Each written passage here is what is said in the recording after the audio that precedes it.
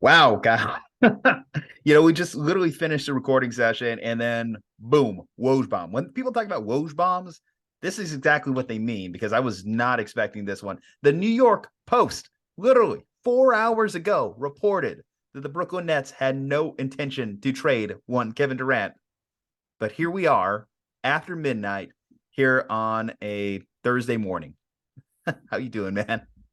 I'm doing great. It's a wonderful Thursday morning. It's still Friday. It's still Wednesday night on the West Coast, at least. So it's still Wednesday night where I am. Regardless of what time zone you're in, for Kevin Durant, he's going to have to switch from that Eastern time zone to whatever Arizona's on. I guess Pacific. Pacific, but sometimes Mountain. But sometimes Mountain. Either way, he's got to get used to that adjustment. He's now a Phoenix Sun.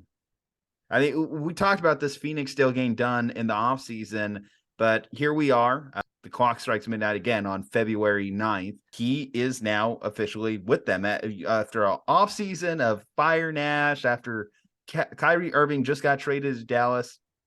Here's Kevin Durant. Like, what was your first impressions when you saw this breaking news?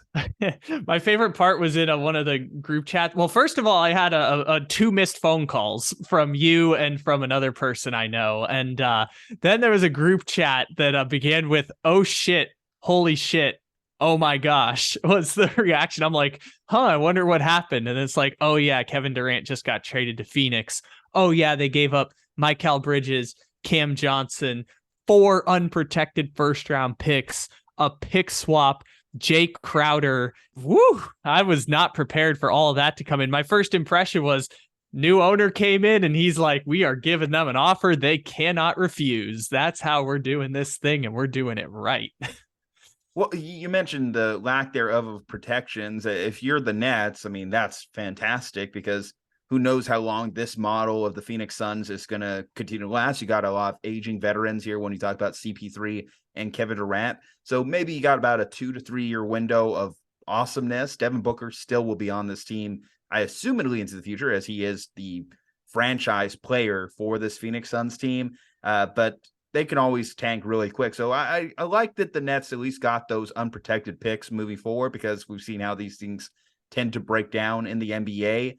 I know they also got a pick swap in there as well in 2028 or later. I don't even remember, but they got a lot of stuff coming back, including Mikal Bridges, who's a fine player. Certainly, it's Mikal Bridges. Feel sorry for him.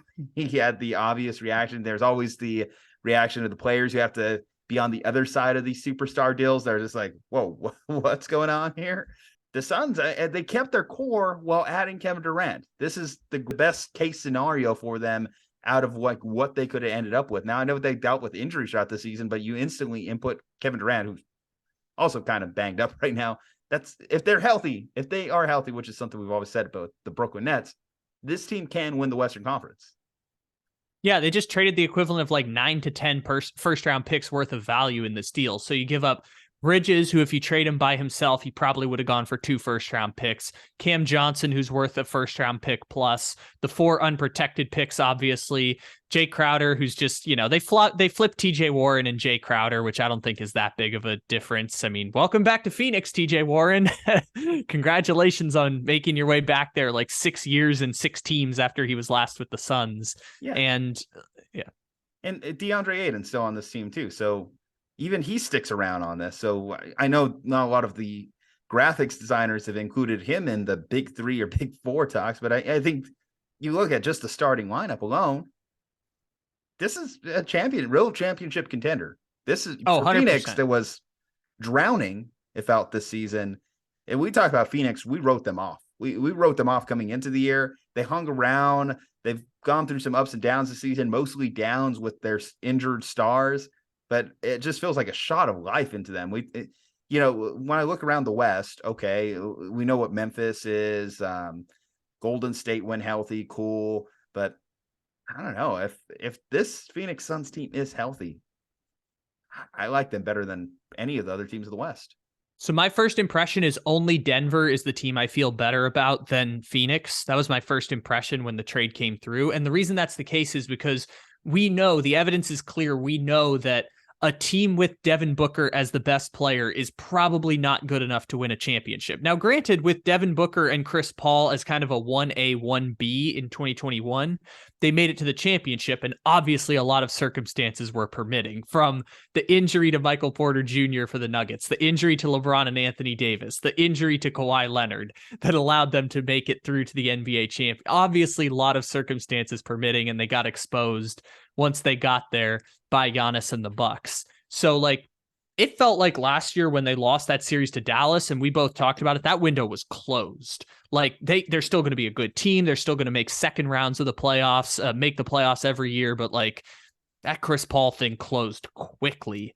And if Devin Booker is going to be the best player on that team, you're going to lose to Denver. You're going to probably lose to Memphis. You're going to maybe lose to Golden State. I don't know, like Golden State's in a weird place, but now we're realizing like you probably would have lost a first round series to Sacramento. Shout out to the Kings for entering this game all of a sudden. So like, yeah, no, the infusion of Kevin Durant immediately makes them, again, seeding regardless. I think only Denver is the team that I feel better about than Phoenix right now, because if Kevin Durant is the best player on your team, you can still clearly win a championship, especially if the number 2 is Devin Booker, the number 3 is DeAndre Ayton, and the number 4 is Chris Paul. We talk about the new ownership and everything. I feel as though for Kevin Durant, this is probably the best situation he could have ended up in. Out of all the teams that could have been vying for Kevin Durant's services, I even more than Boston. And I know Boston would have been a good situation, but you know, you would have been also in Boston's case trading away Jaylen Brown to acquire him. So you've been taking a hit there. For Kevin Durant to end up there while also Phoenix gets to keep all their guys, it's really night and day, him moving from Brooklyn over to Phoenix. Joe Tsai, for him to sign off on this deal after they made the deal with Kyrie Irving, and we said that they didn't really get the best return for Kyrie Irving out of all the available trade packages. For him to get this, package those, I think you just had to press the reset button at a certain point with Brooklyn. Like, yeah, it was great having these star players on your team, but you weren't really going anywhere. You were just kind of like stuck on a treadmill with them.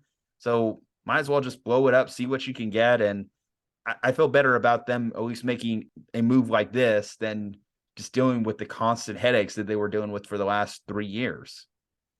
It's a tough game because we know Brooklyn's going to bottom out and Brooklyn doesn't have their draft picks. And that's the really tough part about this game, is that now you have a lot of draft picks. I mean, Brooklyn, at the end of this whole experiment, it's kind of wild. Brooklyn ended up with more draft picks at the end of this than they had at the beginning of this, when everyone was like, oh my God, they gave up all their picks for Harden. They actually have more draft picks than before. The problem is they're just not their own. It's a weird amalgamation of 4 draft picks from Phoenix, 2 from the Sixers, 1 from the Mavericks, 1 from the Lakers. It's just, it's a weird situation. If you're Sean Marks here, after you get to Brooklyn, you turn things around following the disaster of a trade that happened in the early 2010s. You built up a nice little culture, and then you sold your soul to the devil when you decided to pair the combination of Kyrie Irving and Kevin Durant. They blew up whatever culture you had at that point. You fired Kenny Atkinson, and that little grit and grind kind of like hustle basketball that they had in that era just completely shifts towards the star focus. So now if you're Sean Marks, hey, you get a chance to rebuild and maybe refine whatever identity you had prior. We'll see what happens with Ben Simmons as the last guy standing in the building. Can he jump back up to being an all-star once again? It's funny that you mentioned that, because I got to be honest, with the core that they have right now, and granted, like this team might not be the same by the deadline tomorrow. There's so many pieces that can move. I got to be honest, with the team they have presently right now, they're going to make the playoffs in the Eastern Conference. And even if you had a full season, they probably would have made the playoffs in the Eastern Conference. I mean, you're looking at a team that has Mikal Bridges, Cam Johnson, Seth Curry, Spencer Dinwiddie, and Nick Claxton in the starting lineup. And then you go to the bench and you've got Dorian Finney-Smith, you've got Jae Crowder, you've got Royce O'Neal, you've got Cam Thomas, who's dropped 40 points in 3 consecutive games, and you've got Ben Simmons. Like, this team is 10 deep and would probably make the playoffs in the East. Now, it felt inevitable that Kevin Durant was eventually not going to be a Brooklyn Net before this contract ended. I think I'm just blown away that the Nets were really willing to do this before the deadline. It seemed like they were ready just to lag to the finish line this rest of the season, and then just reset in the offseason and see what the best offer was on the table for Kevin Durant. More flexibility on Durant's contract for whoever is the team acquiring him. That was a lot of the talk as we kind of thought about what Kevin Durant was moving forward for the Brooklyn Nets as an asset. So it was a surprise, again, that they were just so willing to just hit the reset switch here, again, early on a Thursday morning. But I guess it's the best case outcome for both teams, because if you were the Nets, it's not like you were ever going to win a championship with what was left. If you're Kevin Durant, it's like, were you just going to waste your career for whatever remaining years you had? And if you were the Phoenix Suns, were you just content with your run, your championship window being over? Or were you just going to make a big move to make some potential magic happen out in the desert? So I think it's a win-win-win. Just our best case outcomes for all three parties here.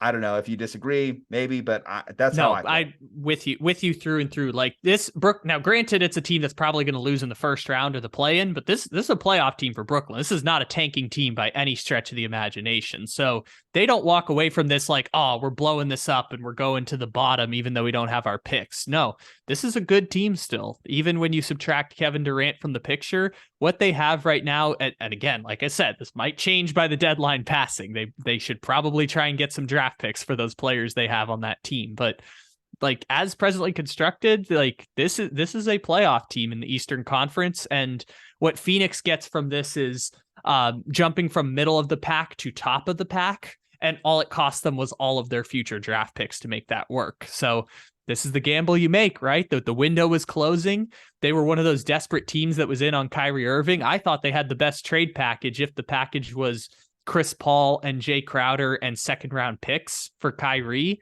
Like, I think that was probably a better package than what was offered by the Dallas Mavericks. So that's an interesting dynamic. Them talking with the Brooklyn Nets about Kyrie must have shifted the conversation at some point to, well, is KD available? The fact they were able to have that dialogue in this past week before Kyrie got traded to the Mavericks probably opened the door a little bit for them to have the conversation about Kevin Durant.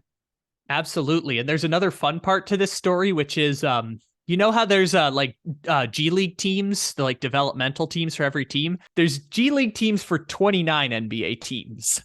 One team doesn't have a G League team, and it's the Phoenix Suns, because the Phoenix Suns are like, bleep it, we don't care about developing players. We don't invest in draft prospect scouting. We don't invest in developing players.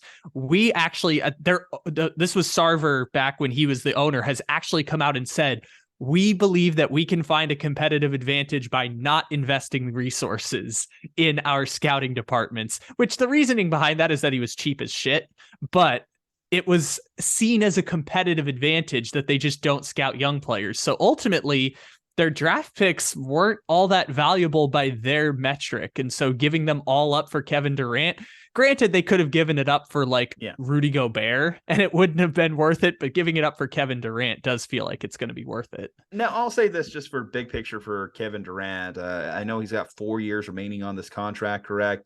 Do you think that Phoenix is the final destination for him? Or do you think that 2 years down the road, we're going to have a similar disgruntlement? Well, he wanted to be in Phoenix over the summer when he requested the trade. It was either Phoenix or Miami, I believe, at the time. So not much has changed in terms of his interest in going to Phoenix. I think having not Robert Sarver as the owner has probably also helped in terms of just morale around the building in Phoenix.